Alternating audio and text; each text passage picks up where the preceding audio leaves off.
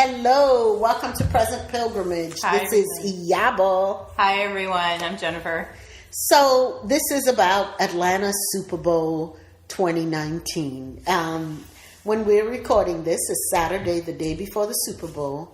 And we just want the whole world to know what's going on in Atlanta. So this week we had some really bad freezing temperatures.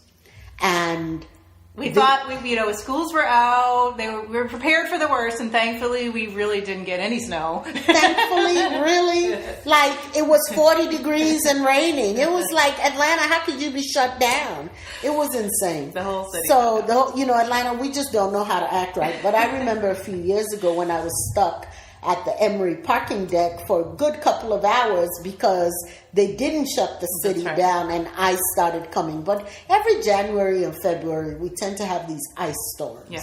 Not too much snow, but ice storms. So what I discovered was Atlanta was trying to clean up downtown because we have a homeless issue. And we have almost every major city. Yeah, like almost every major city. And we have a homeless issue. And, the Pine Street shelter got bought out by Emory across from former Crawford Long. So a huge shelter has been shut down. A new one has not been built. And word on the street was that the police were arresting homeless people. They were clearing out people from underneath the bridge. Is that... Yeah. There's an area where they tend to hang out. And yeah. Clearing Tent City or something. Downtown. Yeah. And then also that park right in the hub of downtown by Little Five Points. So, but I did hear later this week that the jail population was back to normal because they had released them. So I'm not sure what was being done leading up to it. Well, I think people were pressuring Mayor Bottoms to open up the warming centers, which she was, and from my impression, what people were saying, she was resisting, but she finally did. She finally did. Okay. So with these cold nights, it's been below. People can freeze to death. Yeah. And then the other thing is that traffic has been more than usual. The 285, which is the ring road outside that, circles Atlanta, has all these signs. For 1 week, they've been saying take alternative routes and carpool because they've shut down so many roads downtown. Yeah. So there's a lot of preparation a city goes through in the couple of weeks leading up to something like Super Bowl to make Super Bowl happen. And I think a ticket's now going for the game is like $2,000. Are you serious? Yeah. I didn't even hear about that. Well, first of all, I have zero intention of going to the Super Bowl.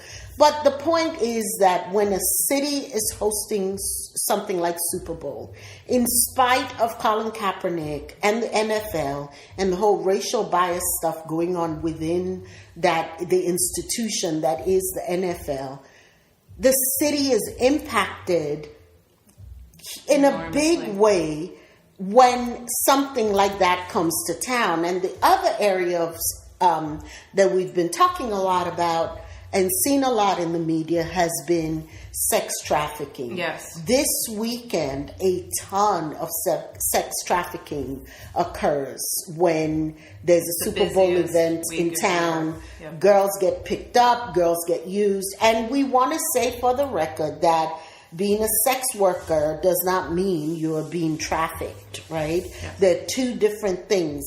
A woman or a man that goes into the business of sex based on their own volition, their own desire to make money, or it's something they enjoy doing. We're distinguishing that from the issue of sex trafficking, where girls are drugged and basically taken in as sex slaves, right? So that's going on in our city. So keep us in your prayers this weekend. I'm thinking about those things, right? And how a huge, big commercial incident like the Super Bowl and all the collateral effects it has on a city like Atlanta, right? So let's talk about Colin Kaepernick and kind of, now that we're talking about the business of the NFL, how they, it's interesting to me how the franchise itself has kind of not pegged him, but portraying him, and then how other people, what they see in him, because he's become a symbol of a lot. Yes. And he started a whole movement very courageously of protesting police brutality against African American men, and by kneeling during the national anthem.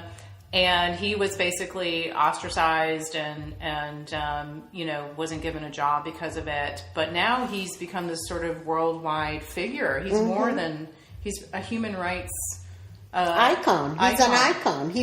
Just his picture says something. Yeah, and so some of the artists who were asked to perform, Rihanna and Cardi B, said that they didn't feel comfortable performing at the Super Bowl halftime show because of the NFL's treatment of Colin Kaepernick, and then by corollary, their refusal to acknowledge that this is an issue. Right. So he's sort of become this lightning rod, I guess, in a way. And we're not hearing much about that. It doesn't look like the Super Bowl is not making money because of that. Right. Whereas some of the earlier games, we felt like there was a financial impact. But here in Atlanta, we're not. It's nobody's talking about that anymore. Yeah, no. So let's not forget what's going on with that. And it's a big deal, isn't it?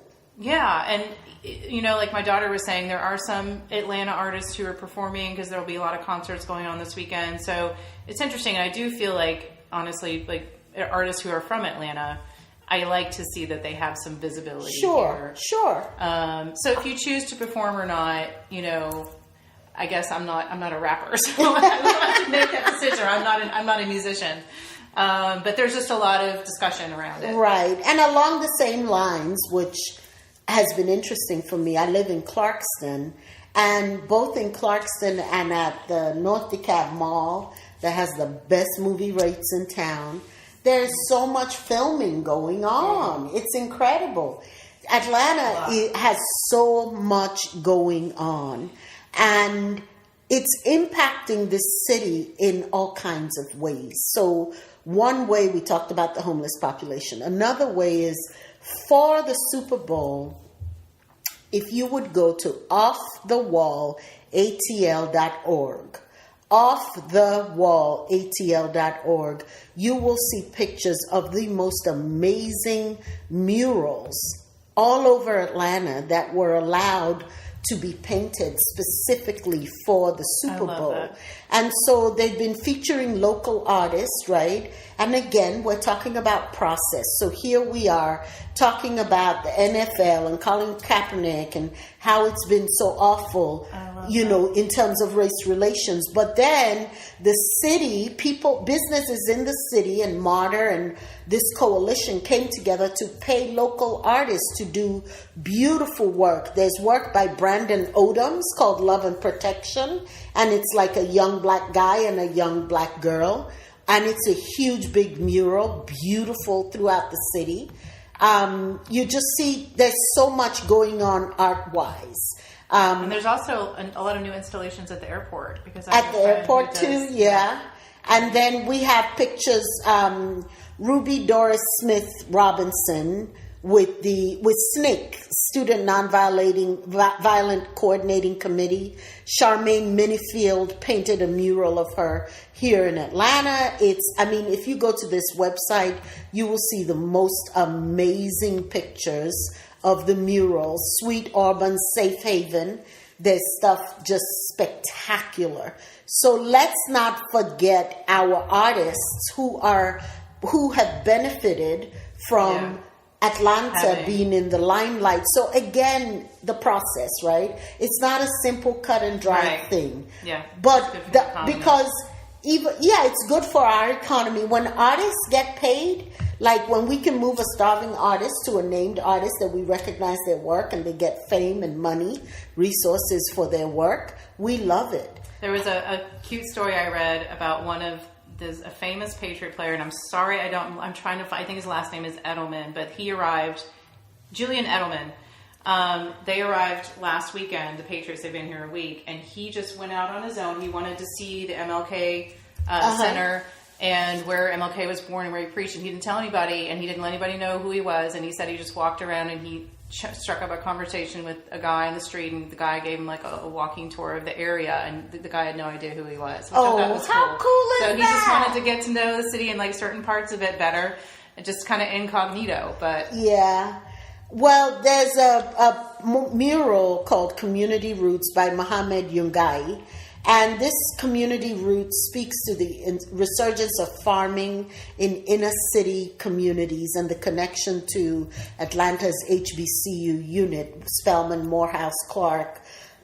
Stuff like that is awesome because we need urban farms, right? Yes. So here's one way that this stuff has been good. I want to talk about something else going on in Atlanta that's just absolutely insane, which is gentrification, right?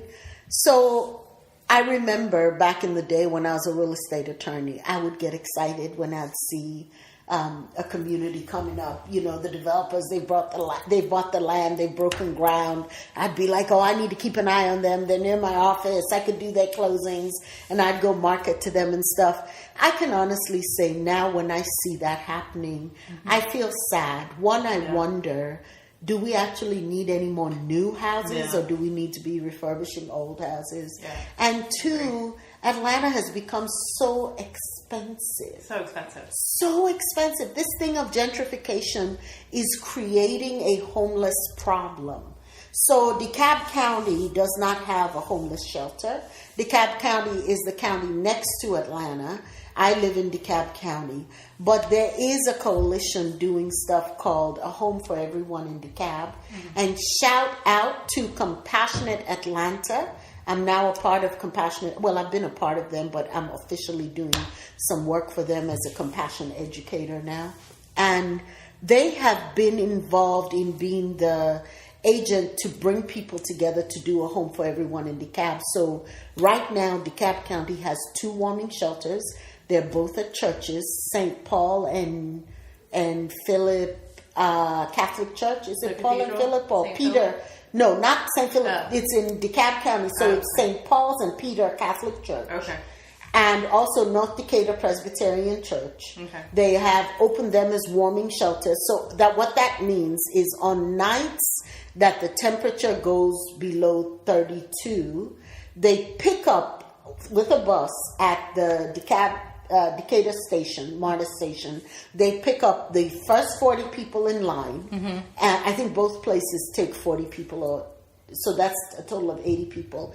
Take them there.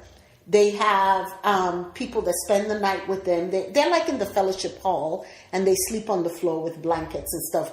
It's not a homeless shelter. It's a warming shelter, and it's churches using some of their space to take in the homeless population on nights that it falls below 32. I think shout out to those churches and Compassionate Atlanta for doing that work. And the goal is let's get through this winter, and by next winter we're looking at actual housing and shelters.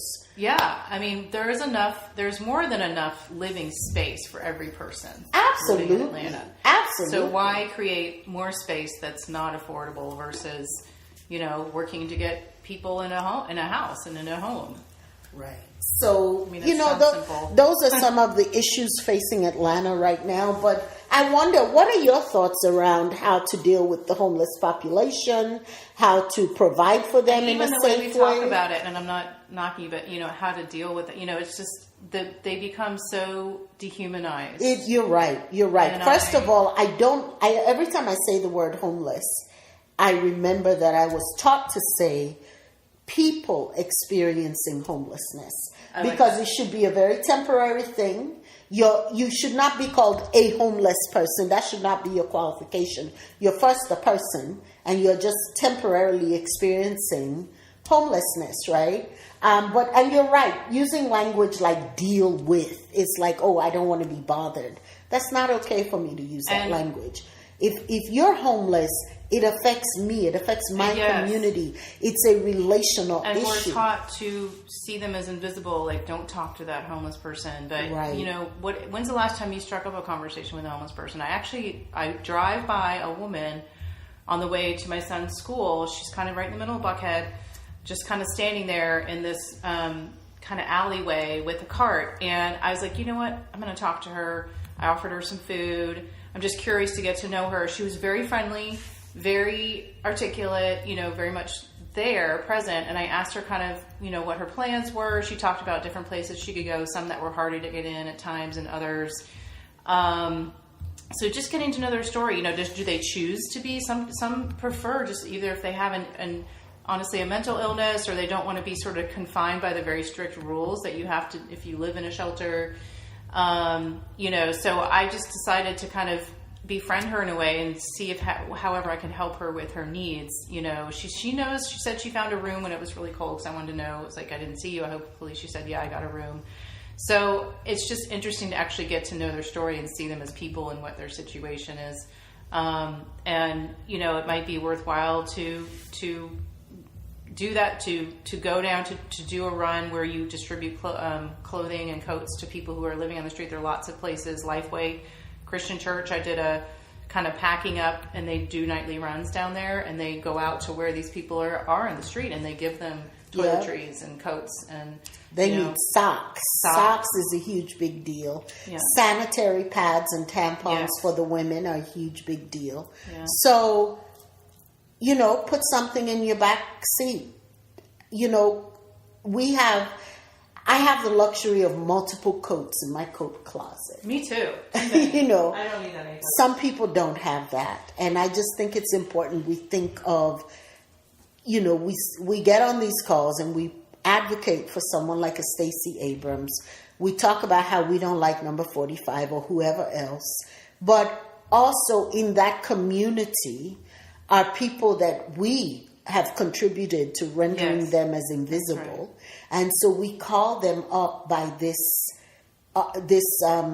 impact that the weather and the city and the Super Bowl is having on the homeless population. Right. People who are temporarily experiencing homelessness.